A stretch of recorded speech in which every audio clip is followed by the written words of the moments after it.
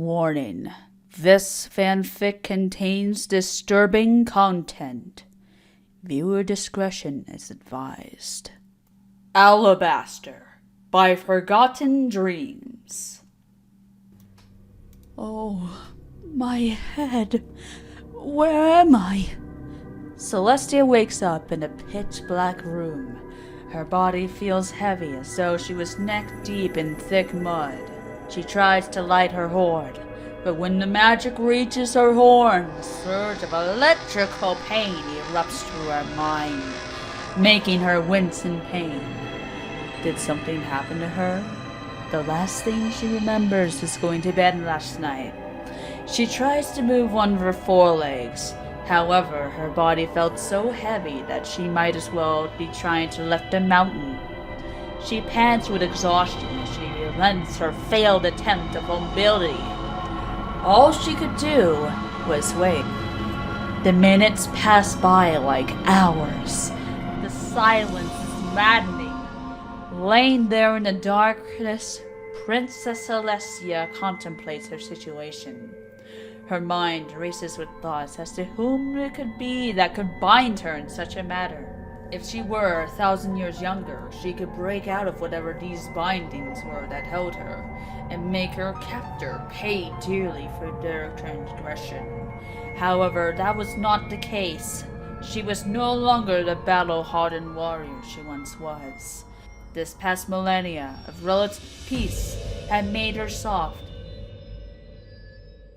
In truth, she had a little more than above-average strength. It wouldn't take much for a new foe to overpower her these days. Celestia takes in a deep breath, and with her old candlelight voice, she yells into the dark. "It's some pony out there! I demand that you let me go this instant!" The air vibrates as Celestia's powerful voices echo out for the unseen walls. As the echo finally dies down, Celestia waits for a response. Silence is the only thing that answers her demands. Her ears begin to twitch in annoyance as whatever kind of joke this was, it was no longer funny. She was about to shout again when a faint echo of footsteps prick at her ears. Finally! The steps get closer, then stop a few feet away. A sound of locks clicking, then a beam of light illuminates the dark as the door opens. Celestia's eyes adjust to the light. When they do, her heart alleviates. Standing in the doorway was Rarity with a set of keys. "Rarity, thank the gods, release me, and let's get out of here." "Release you? But darling, that would be so uncouth. You are my guest of honor. It wouldn't be polite to let you leave before the party even begins." "What are you?" Rarity's horn lights up, and several blue torches ignite along the walls. Celestia squints to shield herself in the sudden burst of bright light. When it seemed to be over, she opens her eyes, and what she sees makes her heart sink. A mirror directly across her, showing her reflection. Her body was being held tightly in place by ethereal chains. "I do hope you like the accommodations, Your Highness. I had to find some place where we wouldn't be interrupted." "What is the meaning of this, Rarity?" "I cannot imagine what you mean, darling. We are simply having a delightful little chat between Your Highness and I." "I guess we have different tastes in what we consider little chats." Right. "Listen, Rarity, this is obviously some sort of misunderstanding. So why don't you just let me go, and let's let bygones be bygones?" "A misunderstanding? Oh, no! I can assure you this is by no means a misunderstanding. We have business to discuss." Rarity's disposition changed slightly as she began to circle Celestia like a predator stalking wounded prey. The phantom chains tightened their grip on Celestia, making her let out short, gasping screams. "Oh, what's wrong, darling? Too tight?" "Oh, don't you worry. By the end of the night, you won't even notice." "Why are you doing this, Rarity?" Rarity teleports herself right in front of Celestia's face with an expression Celestia knew all too well. It's an expression she had seen more times than she cares to admit. Madness. Why? Why? Because this is always meant to be. Oh, I may be admired in Ponyville, but you are adored. You are worshipped as a goddess throughout all of Equestria. You have what rightfully should be mine. I yet tries to rise to the station in which Pony of my radiance deserves. But no matter how hard I try, you will always be above me. This will stand no longer. Her horn once again lights up, and within her magic, a tome bound in black leather appears. Celestia's eyes narrow as she immediately recognized the book in question. Where did you get that? It doesn't matter, Princess. As a matter of fact, after tonight, nothing will. The book flies open to the pictogram of some sort of ritual. Celestia couldn't tell which, though after all the book in question was filled with such things. Her attention, though, is quickly brought back to Rarity as she conjures a razor-sharp scalpel.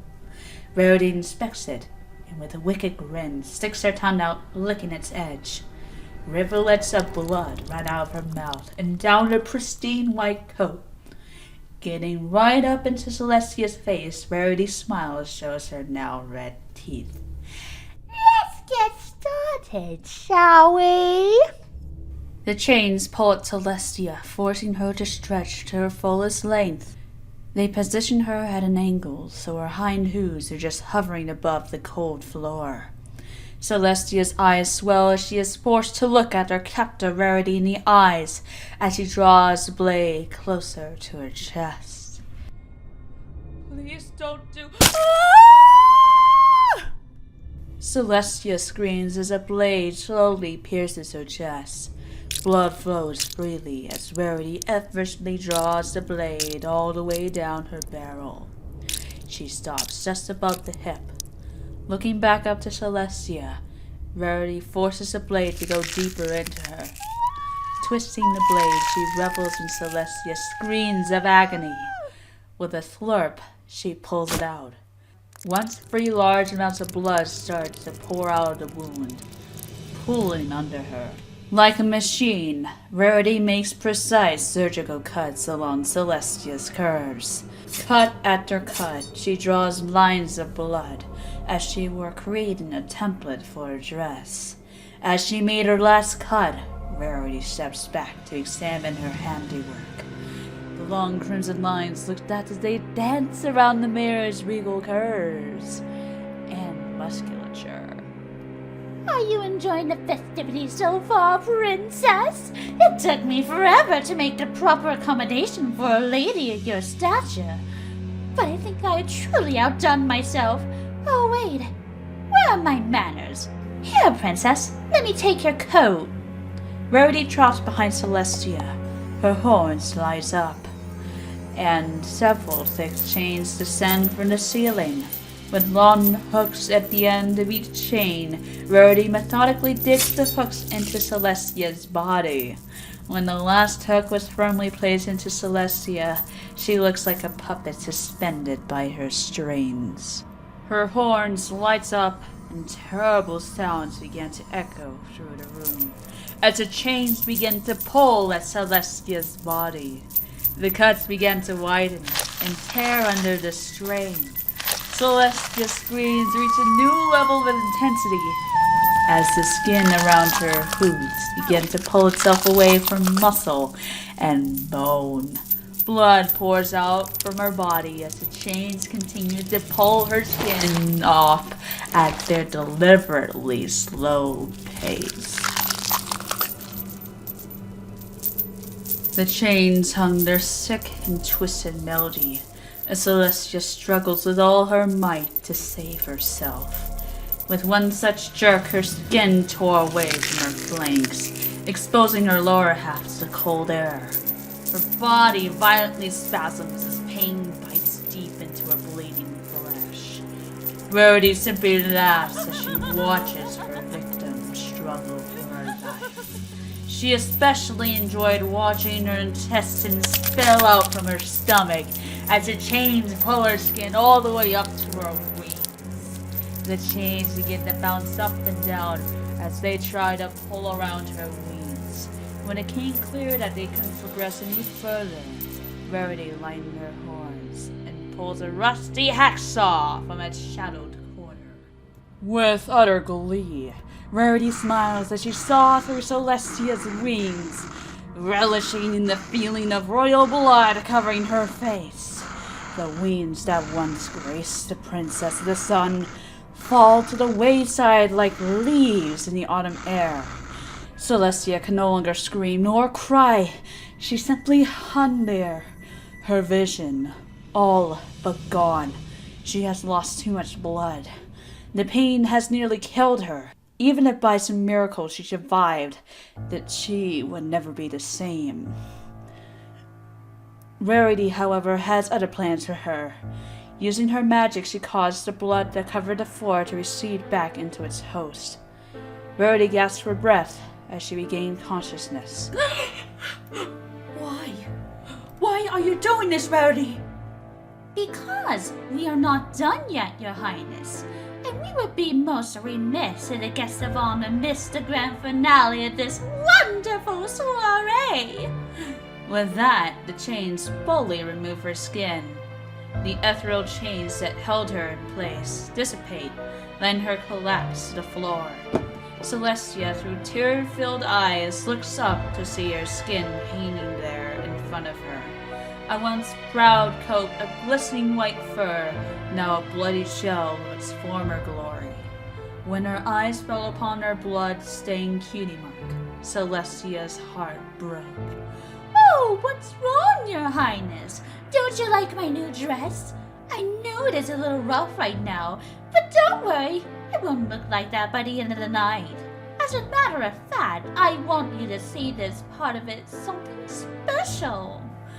Using her magic, Rarity holds Celestia's head in place as she stands in front of her. Once she was standing directly underneath the chains, they lowered the bloodied hide, draping it over her like a cloak. Once securely placed around her, a haunting melody fills the air as light pours from a black book. The torn edges of skin begin to melt and weave themselves back together. As the last piece melts back into place, the sounds of bones cracking resonates in the air. Two long spikes explode out of Rarity's back. Feathers quickly grew, forming wings. Then her once beautiful blue mane and tail began to change hue. Now a myriad of rainbow hues shift and shimmer. Celestia wishes she could puke, but with her intestines splayed out underneath her, that wasn't going to be possible. What lay before her was something out of a nightmare. Where Rarity once stood now stands a perfect replica of her. Her height, her fame, her key mark, even her magical aura, a perfect replica. Then what came next was a coup de grace. She spoke in her voice. Don't worry, Celestia. I will be an excellent princess. You, unfortunately, won't be around to see it. Would you like to know tomorrow's headline? Fire and Ghost Carousel Boutique, one pony found dead. The faux Celestia leaves the room, laughing maniacally as she closes the door, engulfing the dying Celestia in complete and utter darkness.